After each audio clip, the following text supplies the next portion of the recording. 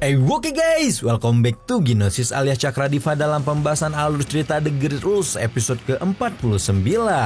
Seperti biasa sebelum masuk ke pembahasan episode kali ini kita review dulu episode sebelumnya di mana Muchan terlibat baku hantam dengan tetua kilau dan memaksa Baisuan untuk menunjukkan diri di depan para pemburu harta karun. Tak lama setelahnya sisa energi spiritual dari naga putih level Jijun muncul di area itu dan membuat Baisuan mengeluarkan kloningan naga hitam level Jijun untuk melawannya. Nah, di episode kali ini kita akan melihat bagaimana naga putih level Jijun baku hantam melawan naga hitam hingga perlahan merusak layar cahaya yang melindungi area inti ruang rahasia dan membuat para pemburu harta karun bisa masuk ke dalam sana. Dan kita akan melihat Muchan akan menjadi sangat mengerikan. Seperti apa cerita selengkapnya? Tanpa lama-lama langsung ajalah kita terobos.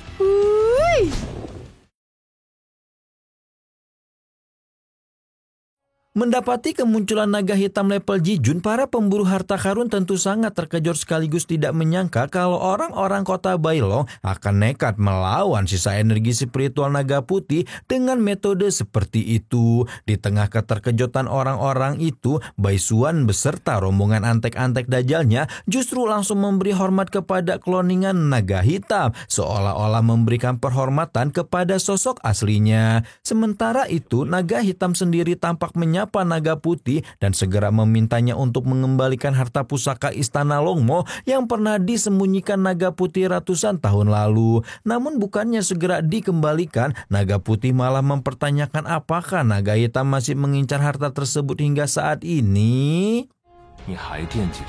Melihat respon naga putih yang seolah tidak mau menyerahkan harta pusaka yang dimaksud, naga hitam jelas menjadi sangat kesal dan membeberkan dosa-dosa pengkhianatan yang pernah dilakukan naga putih di masa lalu. Hal itu pun lantas membuat naga putih melakukan pembelaan di mana menurutnya pengkhianatan itu terpaksa dilakukan karena adanya perbedaan jalan di antara mereka berdua yang tidak memungkinkan untuk bekerja sama lagi. Di mana saat konflik itu terjadi, naga hitam sedang dibutakan oleh kebencian yang mendalam sehingga naga putih harus menyembunyikan harta pusaka istana Longmo demi kebaikan semua orang.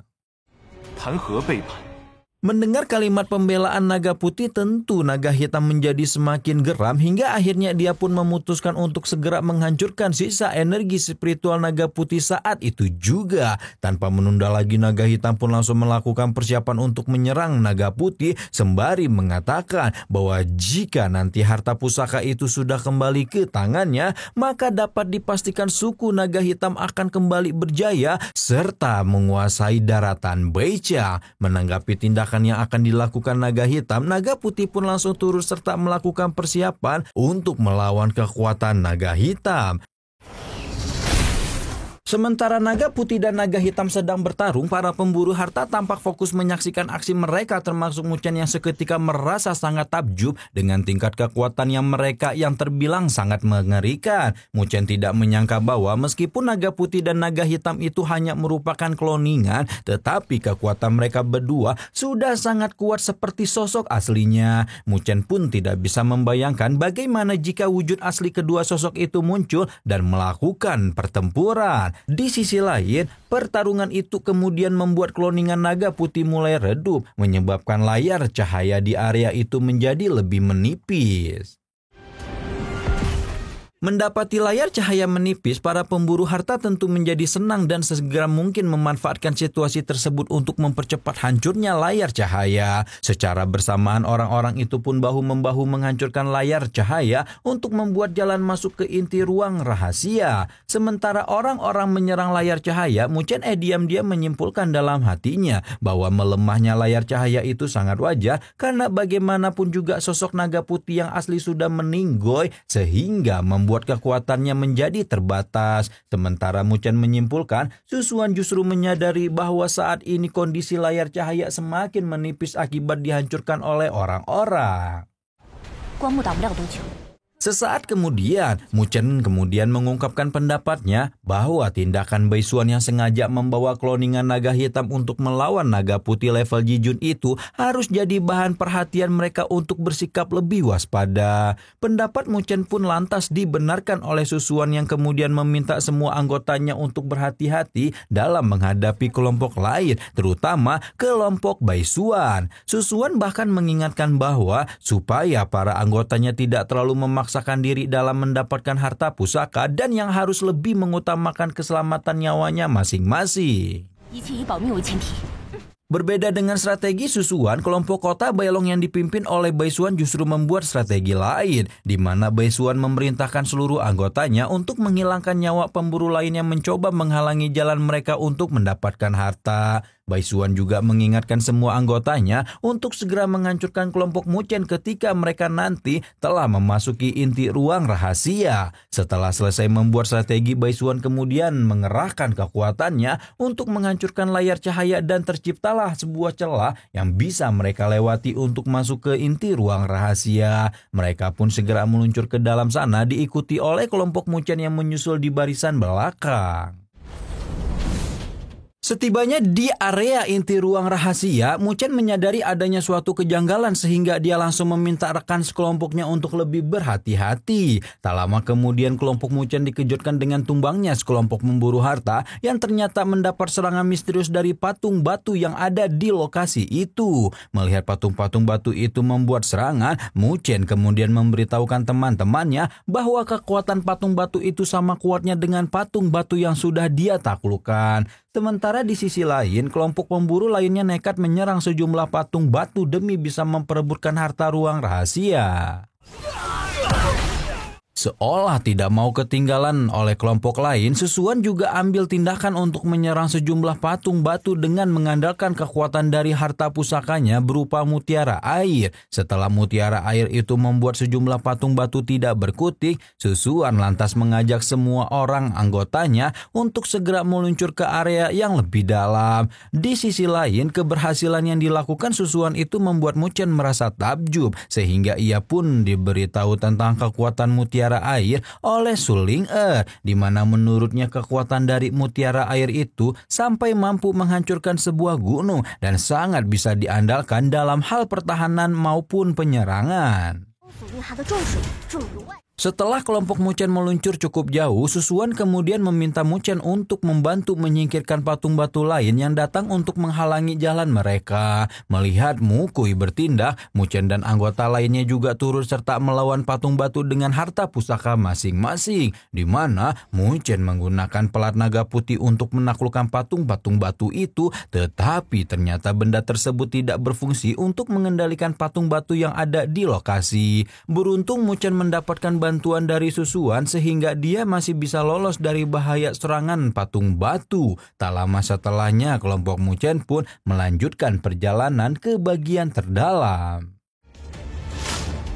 Sementara kelompok Muchen melanjutkan pencarian harta, jauh di depan sana kelompok Baisuan tampak menyingkirkan sejumlah patung batu dengan brutal sehingga membuat Mukui menyadari kalau tindakan kelompok tersebut sangat cepat dibanding kelompok lain. Sesaat setelahnya Baisuan lantas menyadari bahwa semakin dalam mereka terbang di ruang rahasia, maka semakin banyak patung batu yang berjaga dan menyerang mereka. Alhasil Baisuan pun membagi kelompok mereka menjadi dua bagian, di mana ia menyuruh Baidong memimpin sejumlah pasukan untuk melewati jalur lain demi mempercepat penemuan harta pusaka yang mereka incar. Mendapati kelompok Baisuan terbagi menjadi dua, kelompok Muchen mulai menjadi tidak tenang, mengkhawatirkan kalau harta karun yang paling berharga akan jatuh ke tangan kelompok Baisuan. Situasi ini pun lantas membuat Muchen berinisiatif untuk membagi kelompok juga, di mana ia akan mengejar kelompok Baidong sendirian, sedangkan Susuan dan yang lainnya diminta terus mengikuti rombongan yang dipimpin oleh Baisuan. Meski sedikit keberatan dengan usulan yang dibuat Muchen, Susuan pada akhirnya terpaksa menyetujui dan membiarkan Muchen mengejar Baidong sendirian dan berusaha untuk percaya penuh pada keputusan yang telah diambil oleh Muchen. Setelah berpisah dari kelompoknya, Muchen terus terbang untuk mengejar kelompok Baidong dan bertempur melawan sejumlah patung batu yang datang menyerang. Muchen pun mengandalkan pelat naga putih lagi untuk mengendalikan patung-patung batu itu, di mana kali ini pelat naga tersebut bisa berfungsi lagi setelah dimasuki energi spiritual yang lebih banyak. Tapi karena jumlah patung batu yang ada di area itu terlalu banyak, maka Muchen berpikir bahwa kekuatannya tidak akan cukup untuk mengendalikan semua patung-patung batu itu. Pada saat yang sama, aksi Muchen yang berhasil mengendalikan patung batu itu tertangkap mata oleh Baidong, sehingga Baidong pun segera melakukan pengejaran terhadap Muchen. Singkat cerita, tibalah Muchen di area pedalaman tingkat gugur, di mana seketika dia mendapati adanya harta pusaka berupa manik naga putih yang tertarik untuk dia ambil. Namun selang beberapa waktu, Muchen tiba-tiba dikejutkan dengan sebuah ledakan dari pilar batu hitam di area itu, yang seketika efek ledakannya hampir mengambil alih kesadaran Muchen dan hampir mengubahnya menjadi sosok jahat. Beruntung kesadaran Muchen masih bisa diselamatkan berkat upaya Jiuju yang dengan sigap menangkal energi jahat dari efek ledakan pilar batu hitam. Setelah Muchen terselamatkan, Jiuju lantas meminta Muchen untuk tidak mendekati pilar batu hitam lagi itu karena dianggap terlalu berbahaya.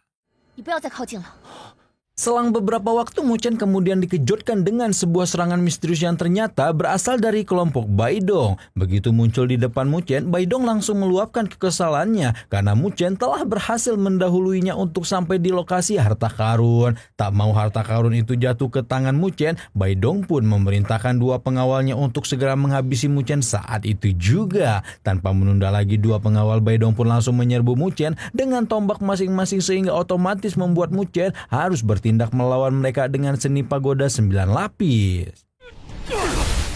Meski sempat terpental oleh kekuatan pagoda 9 lapis, dua pengawal Baidong itu tidak mundur begitu saja dan berusaha untuk menyerang Muchen kembali. Alhasil tindakan mereka pun terpaksa membuat Muchen mengandalkan kekuatan kitab konstelasi 4 dewa untuk melawan mereka berdua. Dan tanpa diduga, seni spiritual tingkat dewa itu pun berhasil membuat dua pengawal berlevel Huatian itu kalah, sehingga membuat Baidong menjadi panik dan ketakutan. Saking paniknya, Baidong berusaha untuk melarikan diri dari tempat itu, tetapi sayangnya pelarian diri itu berhasil dihentikan Muchen yang langsung menyerangnya hingga terluka.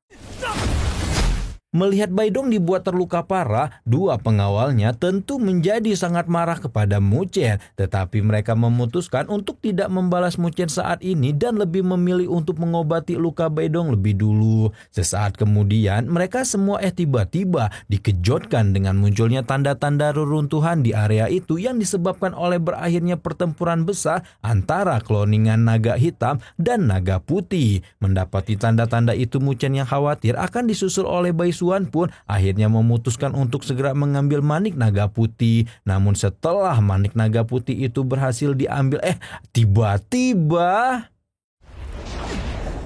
tiba-tiba saja Muchen dikejutkan dengan serangan Baisuan yang kebetulan baru tiba di area pedalaman tingkat gugur. Begitu muncul, Baisuan langsung meminta Muchen untuk menyerahkan manik naga putih kepadanya, tetapi tentu saja Muchen tidak akan menuruti permintaan itu dan bersikeras untuk menyimpan harta tersebut di tangannya. Pada saat yang sama, Muchen tanpa sengaja memicu pengaktifan pilar batu hitam yang kebetulan terkena cipratan darah dari luka yang disebabkan serangan Baisuan. Sementara pilar batu hitam teraktifkan, Baisuan baru mengetahui kondisi Baidong yang terluka parah akibat diserang oleh Muchen. Alhasil Baisuan pun menjadi sangat murka dan langsung bergegas untuk membalas Muchen. Tapi tiba-tiba saja Susuan datang menggagalkan serangan Baisuan sehingga Muchen masih bisa terselamatkan dari bahaya kali itu. Hal ini pun jelas membuat Baisuan semakin menendam terhadap kelompok Muchen dan melontarkan kalimat ancaman kepada mereka supaya manik naga putih itu diserahkan kepadanya. Tapi karena kelompok Muchen masih tidak mau menurut, maka Baisuan terpaksa menunjukkan kekuatan aslinya yang ternyata sudah memasuki level Huatian fase akhir. Baisuan bahkan kembali mengancam Muchen bahwa dia tidak akan segan-segan menghabisi Muchen dan membuatnya menyesal telah datang ke tempat itu. Waduh, ternyata selama ini tuh Baisuan menyembunyikan tingkat kultivasi aslinya dengan sangat baik ya. Dan semua itu hanya demi mendapatkan harta karun di ruang rahasia level Jijun peninggalan naga putih. Kalau sudah begini, bisakah nantinya kelompok Muchan melawan kekuatan Baisuan dan mempertahankan manik naga putih di tangan mereka? Nah, untuk di episode selanjutnya kita akan melihat bagaimana Muchan terinfeksi energi jahat dari pilar batu hitam, serta bagaimana Susuan dan anggotanya berusaha mati-matian untuk melawan kekuatan Baisuan.